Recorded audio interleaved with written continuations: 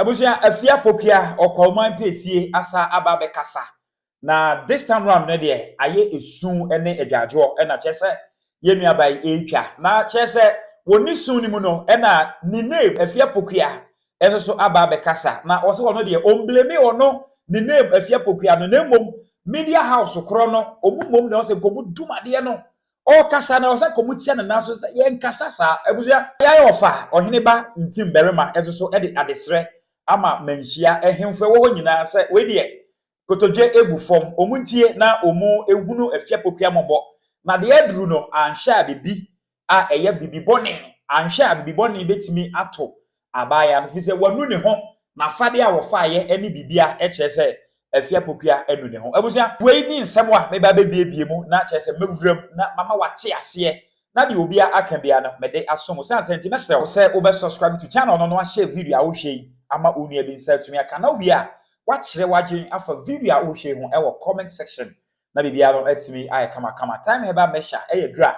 mekamfo e de ama se wonum ato untumi ni di doctor ese wanya malaria enko ade a time heba mesha ebeboa wo na ediw akagire mu pa enti Afia Pokuaa ese onyankopon Otumfuo tie mi sun na etie me nkoto sere na mprempre de manima gu ase na yapome me wo yawo mu ehu a chese suro ahye makoma mu ma a miunim ba bi mpa menko se hwan ho na menko ehe na mefiri na areho ahye mekra eso ma sabre de enwom ba ko pe e na chese ehye mi kran na de oboye no edi ede sister Felicia Boadu a owo Germany enti mesre mo se obo mpaya eya kai me na de menam mu no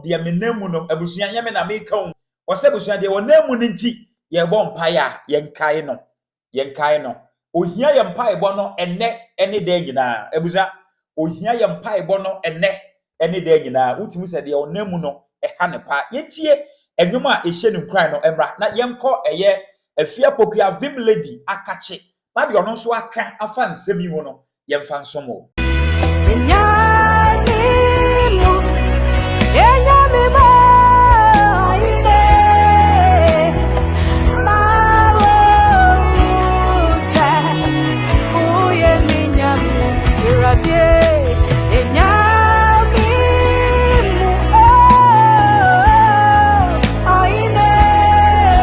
imprepare na chese enwumwe e na Afia Pokuaa Okoman pesie e de echechire ne re se ema urade enyae no urade jae ne de a chese e na chese na wieye e na aba no ti Vim lady enso so esesei you see but I think media for no ye kan ye complete ye kan ho pa ye kan ho ne ama Ghana ese media for no ye nyina ye kan ho because enka media one of your key responsibilities since ye be set agenda na ye set agenda na ye dey anything ka ye set agenda na ye be ma online no issues of national development biem aboa ma online na konanim but ye nya saa o ye set agenda ni mom ye di politicians na chinka nya so that ye check your mo especially politicians ti akonwa so no our job is to check that politician say the entire oman for to ma wo no because Ghana constitution is a very specific constitution. It's a professor be professor report they be also Ghana constitution where useless na say answer ye ya the power bia my president said yes ye hu agudie bia men na so bia ye behu e wa asase na se e wa ani e wo mfimfi e wa asase ni nchemu e wa ni side way wherever we find it no automatically we asase there wo dia but it is vested in the president and then for say and ye more media no ya ba and media no ye quiet there na get fast checking etika wo platform no be betna so na o spiwi or che or can say na completely inaccurate onipa na ka se water region ahemfo empa oil no anye stadium or water region and then no mu depending on host no your job is to fast check the person now no America for year by a year friend saying Kamala Harris any Trump debate Trump ko ka say Ohio so by immigrants no omo kum ko for cats any omo dogs anyway the one host no journalists they fact check yourself Mr. President ya check it and you no correct even the president was fact checking no we say Ghana how many of us can fact check the president and even if you do yet yana manase ko a vigilante we document you by then no even the people who are supposed to support the media say there be ya cry baba ni pano page you sabe dinner them So nobody is even having the motivation to even fact check. And media a good completely. Because yeah, can see a fact checking. And to be able to channel so I'll say, oh, Santa Juan, Mumfama Santa Simon. So no, one no patch away language with it. Ajubre, man, from Kaka, withdraw honor. Oh, withdraw honor. But we point for years, yeah, the viewers, yeah, the listeners say, oh, John, no money flow, let the person flow. Just they are strictly a handful of all the resources they have to the extent that I was so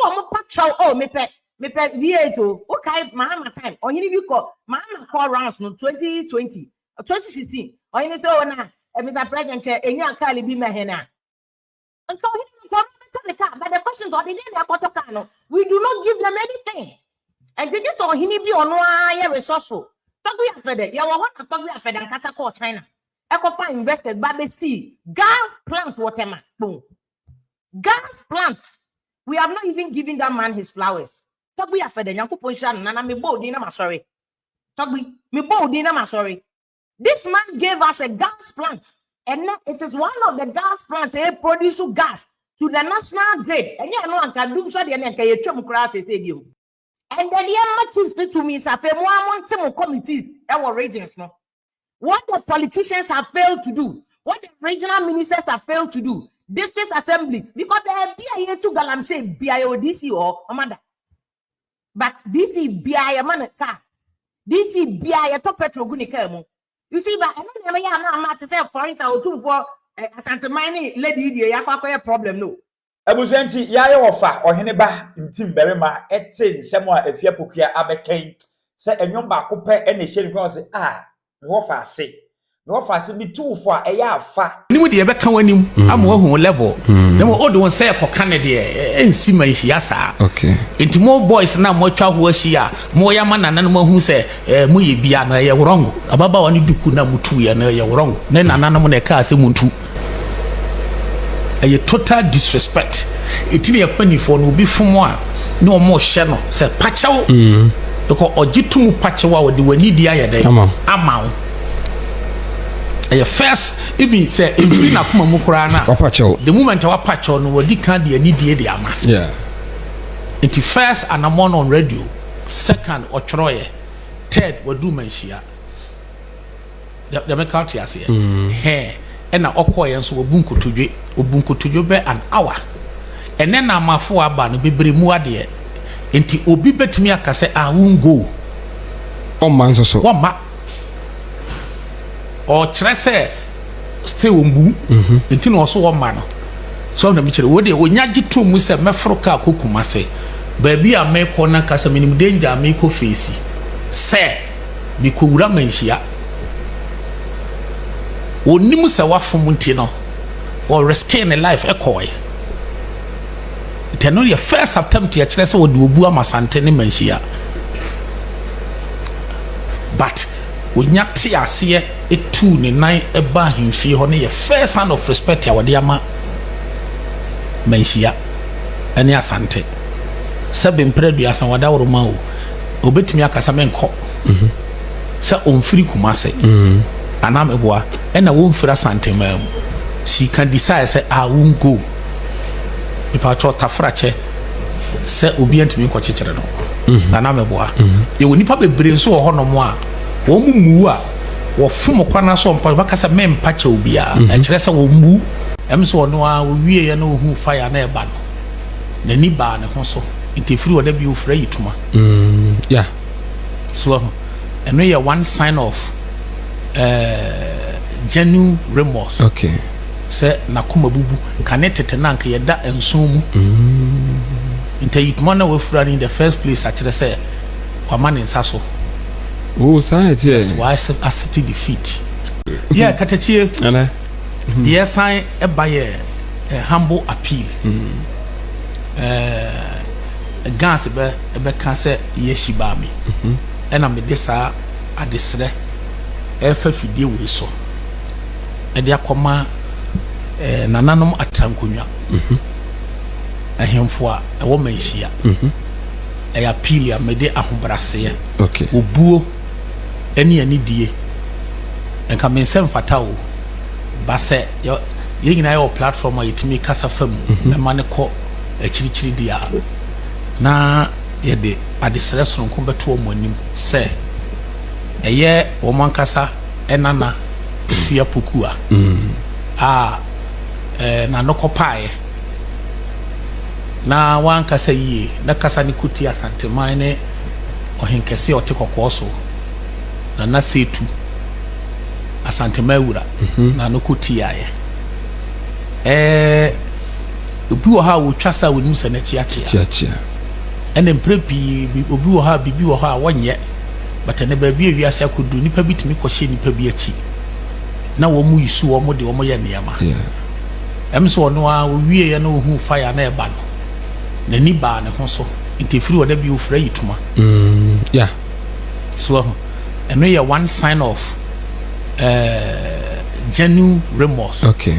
Say na kuma bubu connected na nka yeda enso mu. Nta yituma na we fura in the first place actually say kwa man nsa so. Oh, sanity. That's why I accept defeat. And then second, osamba radio so ebe pacha wa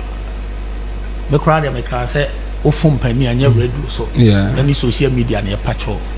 ko pani na nim. Wanu ntia pani na wasan betena radio so say but or the no ebie kwan mu o ka say ye kan say mpanifo kura ni kan enko dwojo asem na nsa na o motu ano apart from radio when it was to social media no o say to na mo ko Manhyia one Munaguchi ene radio no ye ma o mo say media general for mpanifo ni bi koi in the first place wo obi am from so no or accept say me ba wani ma begun kutodwa first sign of respect or the amount respect our the amount wa fum ano de obi anu so wa fum tie tape ni nsema okeka na ubusa sasa obi atwora ma no na wachiu na baba because asem na kasa insisi so owie sentence where the next one and the first one in connection bia so it's like the fofra boom not the fofra boom it's like wachiu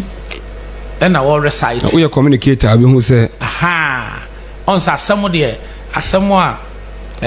asem pa obi kan o say you see connections ewo paragraphs no ekọ no ma wo de hu za na asem no o ka mic ya ube hu ana o ka konkunta asem o bra konkunte ni fa mic emesi mu ni nyina no enso hwe ni bi no enipa bi hyehyɛ kyiri wonu no ho waje ne fom so atum wabre na komase se watimi ate ase atu ne nan aba ahemfie ho de na nano madaworoma mo mama koma mrafo na monye ne chawpa no am say in the first place o mo reject so ama conditions bi conditions no omo busa omo kase on fa ni parents mara ababa wa ne ye janka oni parent oni papa dabi oni papa firi mo ma me so afiri mu peni okwu hina owo kumase interview omo grante ye no o grante ma media for no nti okwu hina na nabankwa okay okwu hina o wasante ma mu na nabankwa interview o grante ma media no o make ni clear say ababa wa ne papa firi mu ena o ma me so afiri mu I'm not saying say o ma me no papa afiri mu nti no ese se o ye de opeda bia ne de ye be koso condemn nsem okeka ye no so da michiri but onyate ase etu ne nan eba hemfie ho ne ye first sign of respect ya wode ama Manhyia ene asante sabe mpredu asan wada woroma o obetumi akasa menko se onfiri kumase anam eboa ena wo mfira asante mam she can decide say I won't go if I try tafrache say obi antimi ko chekere no anam eboa ye woni pa bebre nso ho no mo a wo mu a wo fom kwana so mpa bakasa mempa che obi a enkyere say wo mu a total disrespect etini yapanifo no obi fom a ne o mo hye no say pachewo because ogitum pachewo a wo de wani dia ye den ama a first even say in na kuma mu kura na the moment wa pacho no wodi kan de ani die ama yeah it first and I'm on radio second otroye third wadu Manhyia the make out here say he na okoye nso obunkotodwe be an hour and then amafo aba no bebre mu ade enti obi betimi aka say go on man so one ma or trese stay wombu enti no so one ma no so na mi kire wo de onyaji to mu se mefro ka kokuma se baby a me ko na kasa minim danger me ko face se bi ko wura Manhyia onimu se wafom nti no or risking a life ekoi teno your first attempt ya kire se wo de obu amasante ne Manhyia asombe ka otia se enti enye se wo ye janka enti na me kan osa na dwini sa o kasa kura usa baya we mpaninsam na ndi onyini utie ne kasa na mpaninsam wo any connection via any connection say sabe ya say anantuo so chen esra na say ya die ne wom abofra bowa oma achichede na oma wani entra wani nton and ya say sabe don't bite more than what you can chew and na wo swanti wa ye yes look before you leap ubahwe wani mu asana wo huri wanhwe no huri ye ebusua etina chese de Afia Pokuaa Vim lady ka no ono de na o blame eye media house no se wo se nkomu dum no na wo fa Oheneba Ntim berema esoso de adesere chawpa emu den na ede ema Manhyia se omuhu ne mobo osa onim kasa chese kasa no momu no o hwe se de wosika no TV station ho a asa ya kyere obi nsa hyase enye ono ane pe enti Manhyia ene nananom atankonya entie na omuhu ne mobo na omuba ho bi ma omfa ne bone enche no abuza me ye sure pa se usua bibi efri Afia Pokuaa ensensem yi ho wan sua bibi a ebe ha me pa because yen strong media ye sua bibi efri mo besel se obekire wa adwafa video a wa hwe ho e wo comment section no bia wabo woden a share so ama unua bi ensa etumi aka ofa Oheneba Ntim berema ene Vim lady ene de Afia Pokuaa na nkasa aka ne prepre ena yede ebe somo no meda wase na mama ogbo ene hwe makraw